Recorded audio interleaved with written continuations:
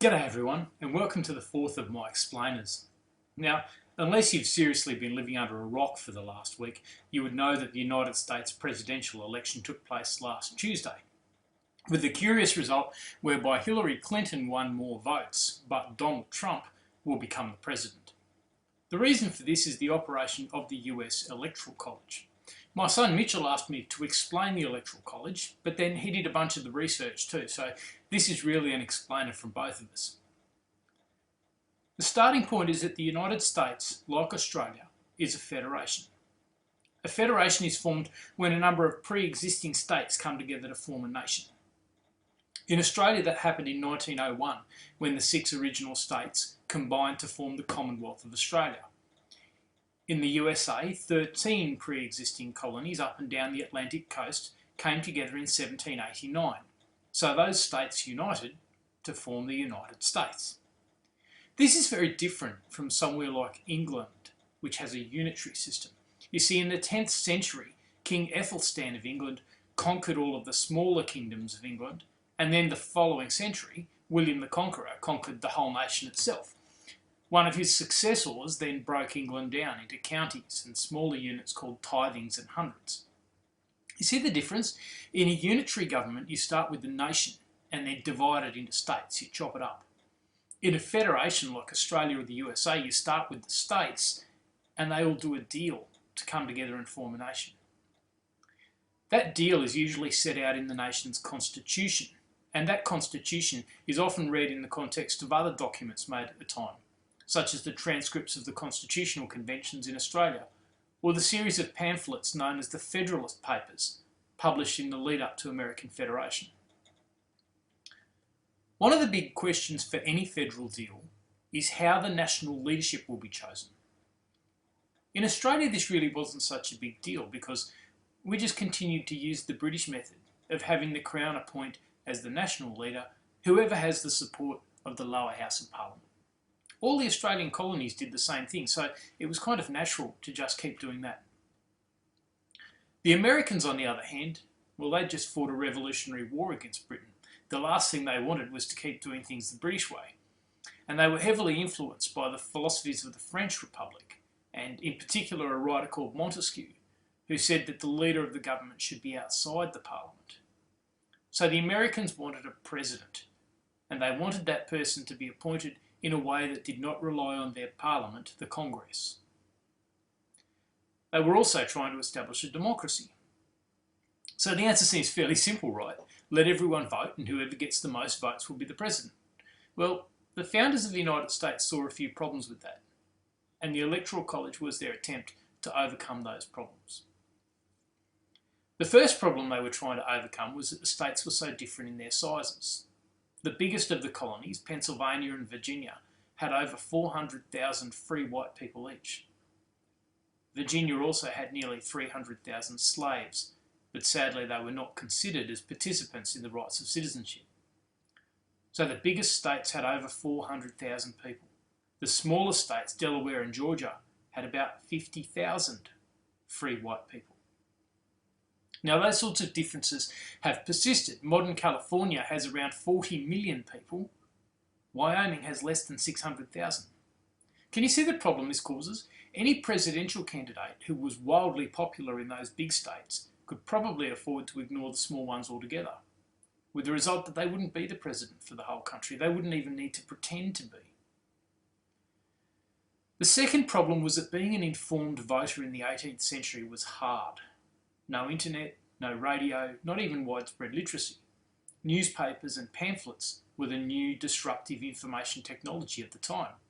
And just like our modern social media, there was great concern that in these newspapers there was muckraking and it would be difficult for most people to tell fact from fiction. The answer to these problems, developed by the founders, was the Electoral College.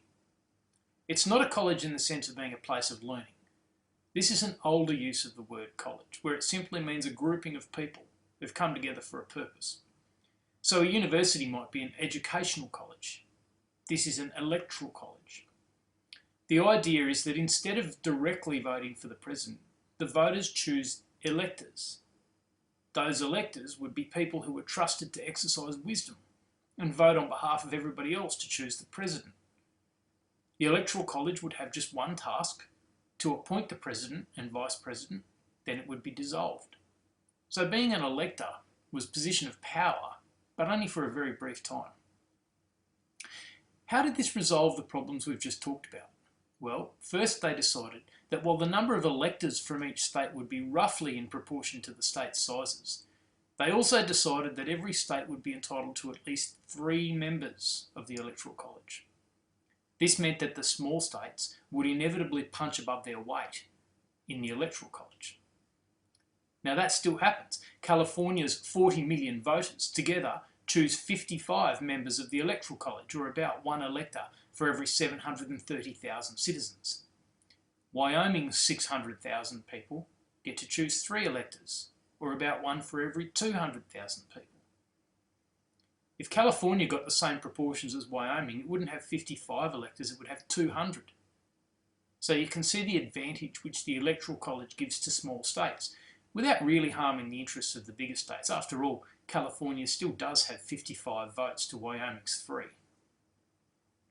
Second, the idea was that voters would choose Electoral College members who they trusted to vote wisely, so that those people could have the task of finding out all they needed to know about the candidates for the presidency.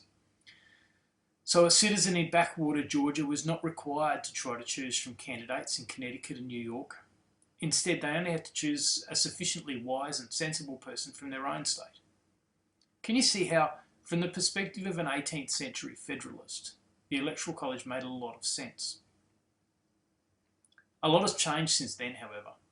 Nowadays, the ethos of individualism makes people less likely to be satisfied to give over their voting rights to an Electoral College member. Many people want to elect the president for themselves. Widespread literacy and unprecedented levels of access to information seem to support this.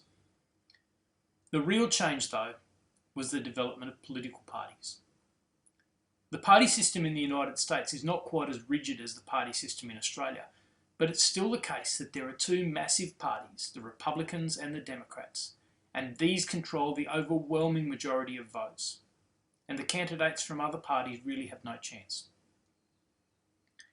The Electoral College wasn't designed with parties in mind. In fact, the founders hoped the Electoral College might work against the rise of parties. The Electoral College members were supposed to consider the candidates for themselves and to exercise the wisdom they were chosen for on an individual basis after their own personal consideration. Obviously, that falls apart when you have electors who are members of political parties and who are committed to voting for the candidate of their party, regardless of what they might privately think about that candidate or the opponent. The rise of political parties changed just about everything in US politics, just as it did in Australia.